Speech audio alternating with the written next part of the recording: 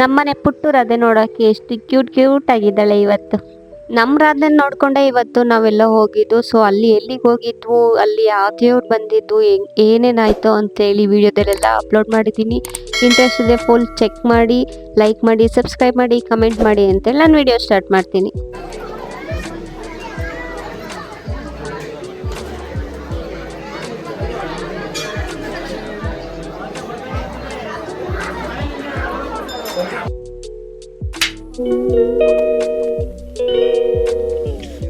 ನನ್ನೆಲ್ಲ ಕನ್ನಡಿಗರು ನಮಸ್ಕಾರಗಳು. Welcome to back Shri village blog.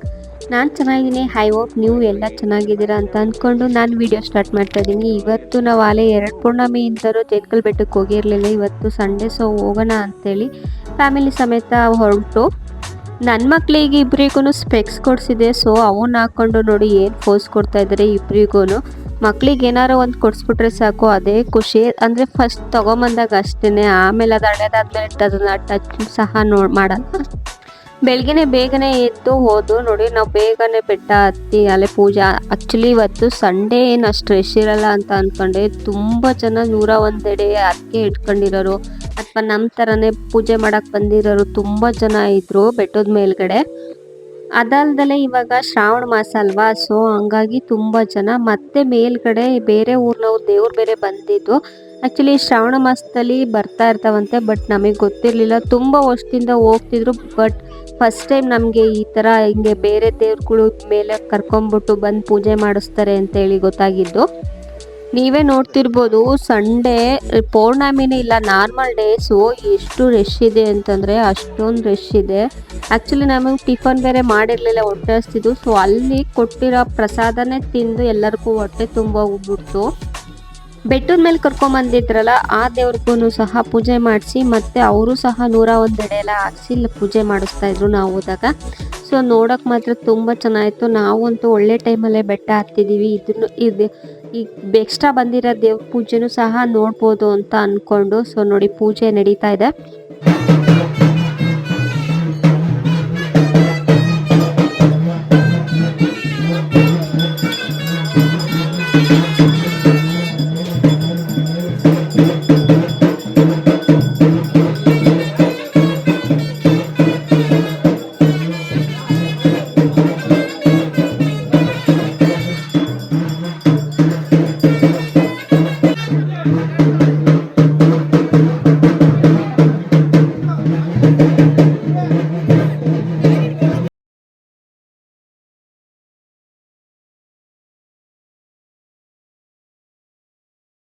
ಪೂಜೆನೆಲ್ಲ ಮುಗಿಸ್ಕೊಂಡು ಸ್ವಲ್ಪ ಹೊತ್ತು ಕುಂತಿದ್ದು ಮತ್ತೆ ನೋಡಿ ಬೆಟ್ಟದಿಂದ ಕೆಳಗಿಳಿದು ನೋಡಿ ಕೆಳಗಡೆಯಿಂದ ವ್ಯೂ ಎಷ್ಟು ಚೆನ್ನಾಗಿ ಕಾಣುತ್ತೆ ಅಂತ.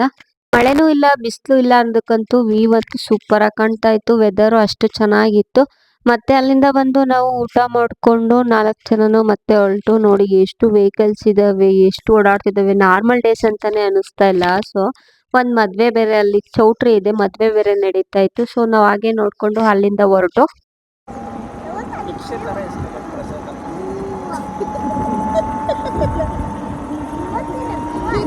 ಪ್ರಸಾದ ಇಸ್ಕೋಬೇಕಂತೆ ನೋಡಿ.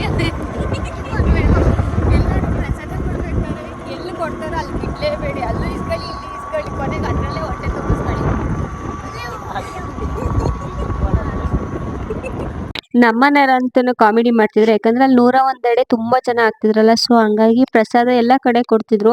ಅವರಂತೂ ಹೊಟ್ಟೆ ಹಸ್ತಿದ್ಕಂತೂ ಎಲ್ಲಾತಲೂ ಹೋಗಿ ಇಸ್ಕೊಂಡು ತಿಂದು ಹೊಟ್ಟೆ ತುಂಬೋಗಿತ್ತು. ಅದಕ್ಕೆ ಯಾಕೆ ಥರ ಹೇಳ್ತಿದ್ರು, ಅಲ್ಲಿ ತಿಂದೆ ನನಗೆ ಹೊಟ್ಟೆ ತುಂಬೋಗ್ಬಿಡ್ತು ಅಂತೇಳಿ.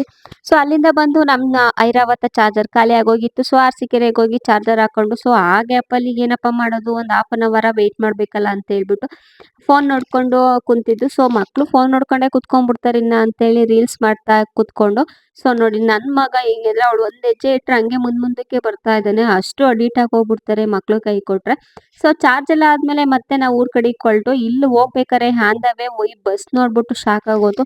ಇದು ಬಸ್ಸಾ ಏನಪ್ಪ ಅಂತ ಲಾರಿನ ಅಂತ ಅಂದ್ಕೊಂಡು, ಬಟ್ ನೋಡಿದ್ರೆ ಬಸ್ಸನ್ನೇ ಆಲ್ಟರ್ನೇಟ್ ಮಾಡಿಸಿದ್ದಾರೆ ಲಾರಿ ಥರ, ಉಗ್ರಾಣ ವಾಹನ ಅಂತೇಳಿ. ನನಗೆ ಅವಾಗ ಹೇಳಿದ್ರು ನಮ್ಮ ಮನೆಯವರು. ಸೊ ಬಸ್ಸನ್ನು ಈಗ ಬಸ್ಸಿಗೆ ಬೇಕಾಗಿರೋ ಅಂಥ ಪಾರ್ಟ್ಸ್ಗಳ್ನೆಲ್ಲ ಹಾಕೊಂಡು ತುಂಬ್ಕೊಡೋಕೆ ಈ ಥರ ಗಾಡಿಗಳ್ನ ಮಾಡ್ಕೊತಾರೆ ಅಂತೇಳಿ. ಸೊ ನನಗೆ ಅವಾಗಲೇ ಗೊತ್ತಾಗಿದ್ದು. ಅಲ್ಲಿಂದ ಮತ್ತೆ ಮನೆಗೆ ಬಂದೆ. ನಮ್ಮಜ್ಜಿ ನನಗೆ ಬಾಳೆಕಾಯಿ ದಿಂಡು ತೊಗೊಂಬಂದು ಕೊಟ್ಟಿತ್ತು. ಸೊ ಅದರಲ್ಲಿ ಪಲ್ಯ ಮಾಡ್ಕೊಂಡು ತಿನ್ನು ಅಂತೇಳಿ ಆರೋಗ್ಯಕ್ಕೆ ಒಳ್ಳೇದು ಅಂತ. ಆ್ಯಕ್ಚುಲಿ ನನಗೆ ಸ್ವಲ್ಪ ಪರ್ಸ್ನಲ್ ಪ್ರಾಬ್ಲಮ್ ಇತ್ತು. ಆ ಪ್ರಾಬ್ಲಮಿಗೆ ಹೆಣ್ಮಕ್ಳಿಗೆ ತುಂಬ ಒಳ್ಳೇದಂತೆ. ಮಂತ್ಲಿ ಪೀರಿಯಡ್ಸಿಗೆ ತುಂಬ ಒಳ್ಳೆಯದು. ಮತ್ತು ಈ ಕಿಡ್ನಿಲಿ ಸ್ಟೋನ್ ಆಗುತ್ತೆ ಅಂತ ಹೇಳ್ತಾರಲ್ಲ, ಸೊ ಅದಕ್ಕೂ ತುಂಬ ಒಳ್ಳೇದಂತೆ. ಹಂಗಾಗಿ ತೊಗೊಂಬಂದು ಪಾಪ ತುಮಕೂರಿಂದ ಅಜ್ಜಿ ತಂದ್ಕೊಟ್ಟಿತ್ತು ಅಂತೇಳಿ, ಸೊ ಅದನ್ನು ಸಂಜೆ ಚಪಾತಿಗೆ ಮಾಡೋಣ ಅಂತೇಳಿ ಮಾಡ್ತಾ ಇದ್ದೀನಿ. ಫಸ್ಟು ಈರುಳ್ಳಿ ಮೆಣಸಿನ್ಕಾಯಿ ಎಲ್ಲ ಒಗ್ಗರಣೆಗೆ ಹಾಕೊಂಡೆ, ಒಂದು ಟೊಮೊಟೊ ಹಣ್ಣು ಹಾಕೊಂಡೆ, ಯಾಕಂದರೆ ಫಸ್ಟ್ ಟೈಮ್ ಮಾಡ್ತಾ ಇರೋದು. ಸೊ ಚೆನ್ನಾಗಿರುತ್ತೋ ಇಲ್ವೋ, ನಮ್ಮನೆಯವ್ರು ನಾನು ಅದು ಹೆಂಗೆ ಇದ್ರೂ ನಾನು ತಿಂತೀನಿ, ಬಟ್ ನಮ್ಮನೆಯವ್ರು ತಿಂತಾರೋ ಇಲ್ವೋ ಅನ್ನೋದೇ ಡೌಟ್ ಮೇಲೆ ಮಾಡ್ತಾ ಇದೆ. ಬಟ್ ಚೆನ್ನಾಗಿತ್ತು ನೋಡಿ. ಈ ಥರ ಒಗ್ಗರಣೆಗೆ ಹಾಕೊಂಡು ಆಮೇಲೆ ನಾನು ಒಂದು ಟೊಮೊಟೊ ಹಣ್ಣು ಹಾಕೊಂಡೆ. ಟೊಮೊಟೊ ಹಣ್ಣು ಹಾಕೊಂಡ್ರೆ ಒಂಚೂರು ಚೆನ್ನಾಗಿರುತ್ತೆ ಅಂತ.